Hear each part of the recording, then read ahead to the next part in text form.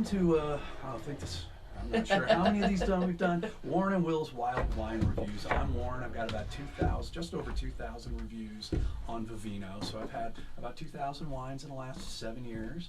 I'm Will. I think I'm somewhere around the 500 or 600 range. I'm going to have to go in and look and actually get the number. So nowhere close to him, but a lot of the ones that are on there I have shared with you. Yep. So. And Will's also a certified sommelier. Yeah, through the Court of Master Sommeliers. Bona fides. We've at least got one. All right, so today we are going to start with Dr. Limebrock. Moselle Riesling. From 1995. And you just got this week, you were right. Normally I wouldn't go with something, and the cork holds up quite well. I was a little concerned, so I took the wrapping off earlier to check on the state of the cork to see which of my many bottle openers I should use, and it looked fine, and it was indeed fine.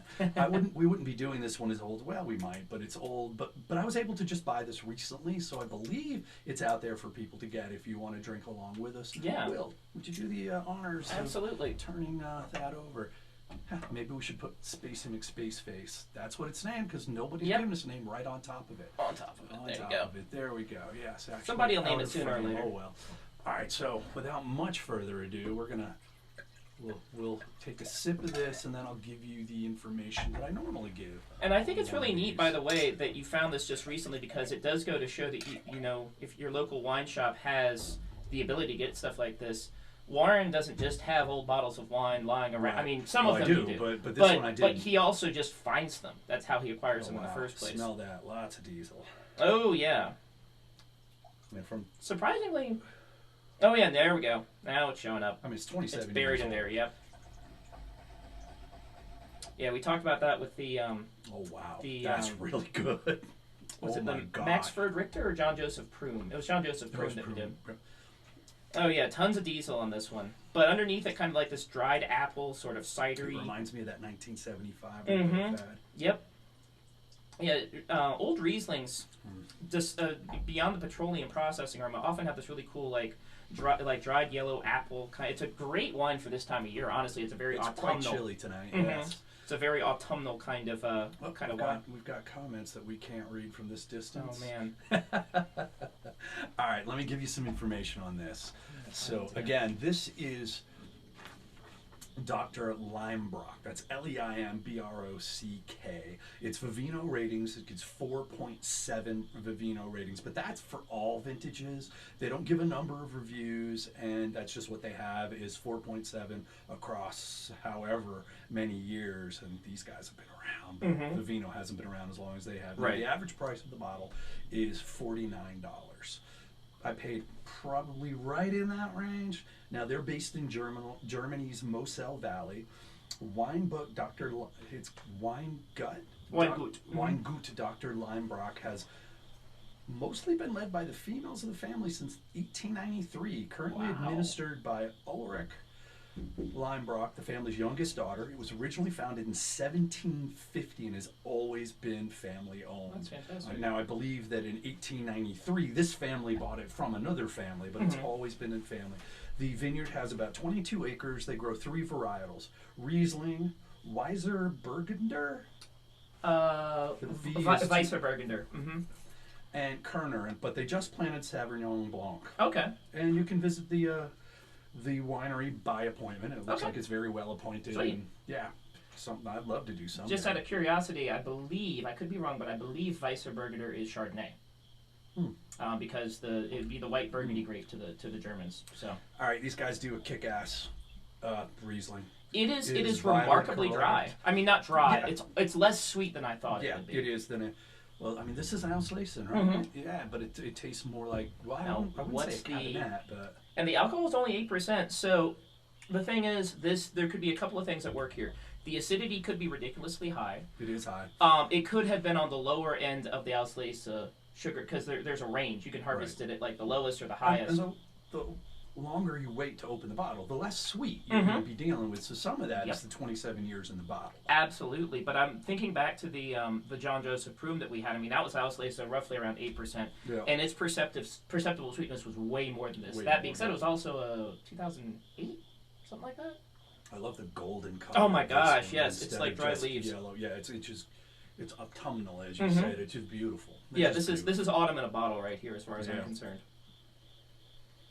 Melon, honeydew. I don't know how quite to describe it. I keep coming back to dried leaves, and maybe that's because I keep comparing it to autumn. But I'm not getting any leaves. it's like when you go for a walk in the woods and you kick up dry leaves, and that sort of slightly musty but pleasant aroma comes to your nose. It's not basement musty. It's like humusy. You seem to pick up that in places that I don't, because I'm not smelling that. But then, I've had operations on my nose. Right. I think also part of it for me is that when I was a kid, around this time, well, no, a little later in the year, I'd go on walks in the woods with my dad, and you're a kid, you kick up leaves, and so that sense is very, very emotionally resonant for me. So even at low levels, it might have more of an effect on me than someone for whom dried leaves don't carry. You can see the tartaric acid in there, the little cubes. Yeah, which is unusual in a white wine. You see that more in a Riesling. Not in a Riesling. No, not in a Riesling. Yeah, no, the Rieslings have some of the highest acidity of any grapes on the planet. I mean, natural acidity. New Zealand Riesling is ridiculous. I've seen some with pHs that were down levels that I found it hard to believe they're making drinkable wines out of them, but they were. So this one's fantastic. Oh no, this is amazing. It's not often you can just walk into your local wine shop and see a 1995. Right. Now they do seem to, one of their specialties is getting older Rieslings in. So my understanding is that Randall has some kind of connect in that regard in terms of because I've never seen a wine store with that level, that consistent level. Yeah. Every so often you find one that has a windfall. It's like, oh boy, we got all that, but to have it a consistent connect. I mean, they had for older Rieslings. They still had a 2009 Dr. Lewson's, a 2010, a 2014. Kaisela. That's not surprising. 1995. So. Yeah, I think that a lot of I don't know if it's true for the Max Ferd Richters as well, but if they're all Kaisela, that might explain it, because my guess is... They're all coming from the same distributor? They're all coming from the same distributor, and Randall has people that are interested in this kind of thing. There's other people in the Blacksburg area that probably like them. Whereas, a wine store in... And we had Tom over and had him... And he said that he never buys wines over $20 a bottle. Right. And we opened that Max Ferd Richter from like Jesus, what am I saying? It was either the late 1990s, or it was 2004, 2005. And they had a bunch of them at the Vintage Cellar, and I was just going in and buying them because nobody else was. Dude who never spends more than $20 went in and bought every single one of them, and they weren't $20 or less. Well, the thing is that I learned my lesson. Well, the thing is that buying a expensive bottle of wine without tasting it. If you've tasted it, you know how good it is. Right. You have a completely different perception than someone going, well, am I rolling the dice on something here? Because I've spent money on a bottle, not that much, but more than I usually would, and been disappointed. And it wasn't that the wine was bad, it's that paying that much for it set it up unreasonably in my head to be better than it was. Well, this one's certainly worth the price. Oh, yeah, absolutely. I would warn people, though, not warn, just for general edification purposes, if you're used to thinking of Rieslings as being sweet wines, your average cabinet, the lowest level of harvest sugar for most German wines, is going to be sweeter than this, to me. This one's not wildly the way sweet, that it's feeling on the palate. It's got sweetness. But I mean, if you're thinking about like the Dr. L or the Shine or the I can't remember some of the other common ones you see on the shelf, those are going to be quality. Setting quality aside for a moment, those are going to be sweeter than this. So if you're interested in trying a German wine that isn't as perceptibly sweet and what that is like, this is a really good. This is a really good place to start. If you can find it. Hopefully hopefully we're not the only place in the country that can get it. I was tempted to buy them all. It's always interesting to me when I talk to people and they're like, don't Rieslings have to be sweet? And I'm like, no wine has to be sweet or dry. Nope. You could make a sweet Cabernet Sauvignon if you wanted. I've had them. Yeah. You can do a Cabernet Sauvignon based dessert wine. I've seen those before. Seen a Shiraz based. I've not seen a late harvest one, but I've seen a late harvest Shiraz, ice wine. Those I've Shiraz seen, ice wine. Yeah. And a sparkling Shiraz, which I thought was weird, but Sparkling Shiraz. We were talking about this just last Friday. Can be all over the map because some of them are dry, some of them are sweet. Yeah, Molly Duker has one, so now yeah, I'm gonna try it. And I assume that it's not sweet. Right. Knowing Molly Duker. That's my guess. Do they make any sweet wines? Do they make a dessert wine? Not that I'm aware of. Yeah, I don't think they do.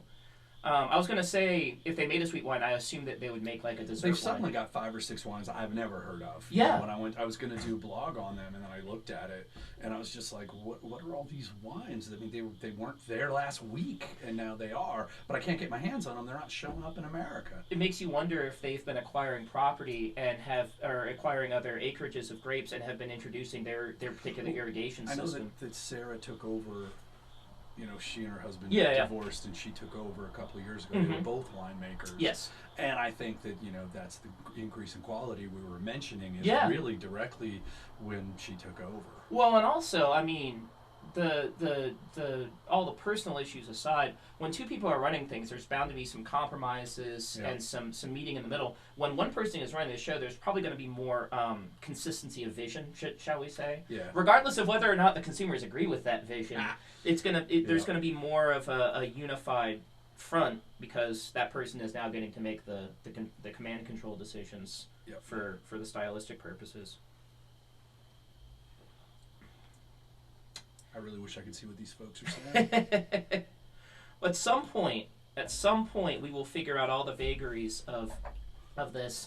It could be an issue on my phone with not seeing live stuff. One of the things that we will do is when we finish here and we finish the thing for Warren and Will's Wild Wine Reviews, we'll take a look and see what people have said. Absolutely. There, and we'll finish up afterwards with them. I think I went back and talked to some of the others on the experimental video that we did. So I'm hoping that the video sounds better.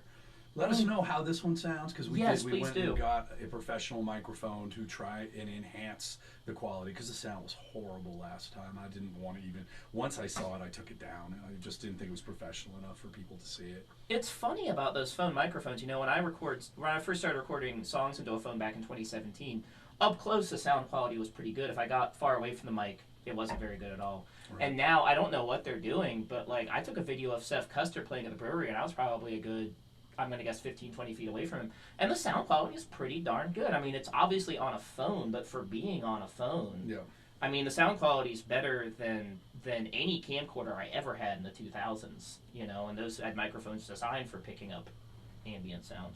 I find myself wondering why I've never seen this vineyard before. I mean, I walk in, the first time I see it, I see they're 1995. I don't know. Jufer Sonanor. Okay, Sonanor. Yeah, I know the Sonanor vineyard, but this sounds like a subsection of it because it says Jufer Sonanor. Maybe it's like a little. Maybe it's either below it or next to it or a small subsection of it. Sonanor means sundial in Germany, and it's a huge vineyard in the Mosel. And I think that several different. It's not no one. Unlike in America where a vineyard is usually owned by one person. Over there, the vineyard is more collectively owned and different. Yeah, no, it's European models of land ownership, or rather land usage, are a lot more complex than America, because in America it's usually one person or some entity that owns it, and especially when it comes to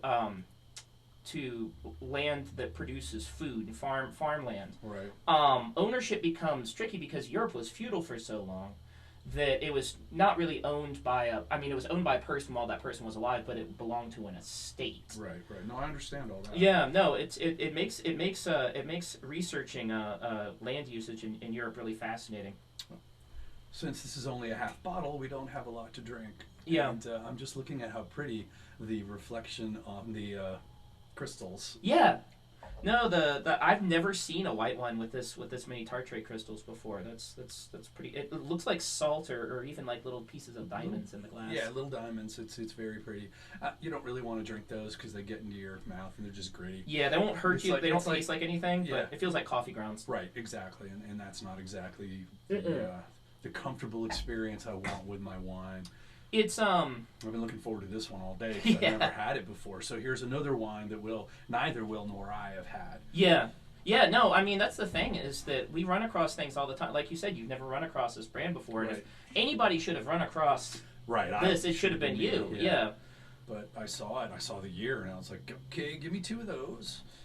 And it's always so funny because we're always thinking here in America about like, oh man, this guy opened a new vineyard and they just planted. In Europe, these guys have been around since the 1700s, and we've never heard of them. So wine will never leave you behind in either. I mean, you're always going to see the big ones, the John Joseph Prum, Dr. Lewson, Maxford Richter. Yep. But then, from there, you start seeing people, you see them now and then you never see them again. Well, think of all the ones we never get to taste. I know, because they don't have them over here. I would love to spend a month in Germany drinking my way through I'd love to spend a month in any foreign country that has great wine, drinking my way through it. I enjoyed that in Malta. I'd love to do it in Italy. Yep. I'd like to do it I was in gonna Spain say, with some good Grenache. You up in the Amarone country. Oh boy, that would be nice. So I wonder what that means. Uh-oh. Trying to reconnect. Sounds like we lost internet connection. Internet connection. Yay. Hey, we're learning all the yes, we are. the ins and outs of all this stuff. Well, the problem is how far away we are from. From the house. If we were up higher, it would work great because of my. I got a Wi-Fi router with a really big envelope because I wanted to be able to work out here. Mm-hmm. I can work up on the hill because the problem is it kind of shoots up. Right. And there's nothing I can do to get it to shoot down. I've tried, and there's just nothing. So it looks like we lost the live feed. Nope, I think we're back. We're back. Maybe, well, that's possibly. Interesting. No, I see that. People are coming? Like okay. We had a little internet hiccup there. Yeah, it seems to have lost the signal and refound it. So I don't know. This is like a really short one because I don't have much to say. I mean, it's a fairly varietally correct Riesling. Absolutely. It's quite good. Well, not just varietally correct, it's also appropriate for the level of age that it has. Yes. This is 27 years old, and when you get into that kind of age on a Riesling, you're not just talking about what the grape itself tastes like, you're talking about what you expect from that level of tertiary bottle aging. And so when that factors in, it's like, okay, this doesn't just taste like a Riesling. This tastes like a Riesling that's 27 years old. Now, and, 25-year-old Rieslings sometimes have an issue with you get a lot of yeast flavor. Mm-hmm. This one does not have that. No, not at all. Not at all. That's kind of nice. No, it was very. When I say straightforward, I don't mean not that it's two-dimensional or anything, but it was very much what it was. It had some nice underlying complexity. It wasn't too in your face with anything.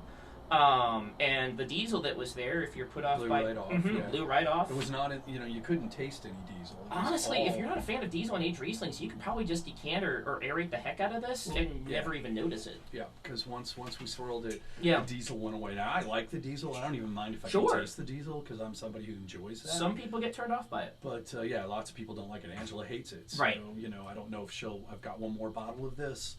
And basically the reason I didn't buy them all is I wanted to taste it because if I get it there and it's like, oh, it's been cooked, so it's no good. Well, that's not the case. There's nothing wrong with this bottle of wine. So, next time I'm back there, I may very well grab whatever's left. Well, and also, if any of our local friends are interested in trying a Riesling like this, they can pop down to Vintage Cellar and snag it. Mm-hmm. And there's always going to be, even if this one's not there, you're always going to find some that are 10, 15 years old. They've always got some. That is a thing that they emphasize and manage to do. One of the reasons that I highly recommend having a larger cellar is that it allows you the flexibility and the buffer to have bottles that, say you have a 10 to 15-year-old Riesling and you want to actually age it yourself.